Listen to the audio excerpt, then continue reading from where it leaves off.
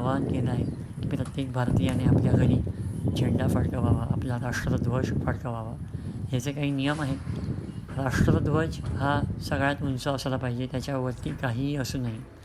दुसरी गोष्ट म्हणजे तो अशा लेवलला असला पाहिजे, आपल्या आय लेवलच्या वरती असला पाहिजे. म्हणजे आपली जेव्हा आपण राष्ट्रध्वजाकडे बघू तेव्हा आपली नजर खाली नाही तर वरती गेली पाहिजे.